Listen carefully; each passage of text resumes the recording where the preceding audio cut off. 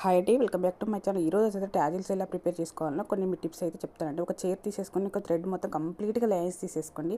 ఇలా లైన్స్ తీసుకున్న తర్వాతకి ఐరన్ చేసుకోండి. ఐరన్ చేసుకుంటే నీట్గా ఉంటుందండి ఫినిషింగ్, ఇట్లా బబుల్ రాకుండా. నెక్స్ట్ ఒక నీడిల్ తీసేసుకొని ఒక జెరీ థ్రెడ్ 2 లైన్స్ తీసుకుంటే మనకు 4 లైన్స్ అవుతాయండి. నెక్స్ట్ చైర్ కానీ, ఒక టేబుల్ కానీ, ఒక వైర్ కానీ, ఒక థ్రెడ్ కానీ తీసేసుకొని అయితే ట్యాజిల్స్ అయితే ఇలా ప్రిపేర్ చేసుకోవాలండి. ఇలా మూడులున్న సైడ్ అయితే పళ్ళు బ్యాక్ సైడ్ రావాలి. ఇలా నీట్గా ఉన్న సైడ్ అయితే పళ్ళు ఫ్రంట్ సైడ్ రావాలండి. అలాంటప్పుడు మనకు స్టిచ్చింగ్ అయితే నీట్ ఫినిషింగ్ అయితే వస్తుంది. ఒక థ్రెడ్కి వచ్చేది నాకు 13 ట్యాజిల్స్ అవుతాయి, 14 కూడా అవుతాయి. నాకు 13 26 చాలనుకున్నాను. ఇలా కొంచెం అయితే థ్రెడ్ మిగిలిందండి, నాకు 26.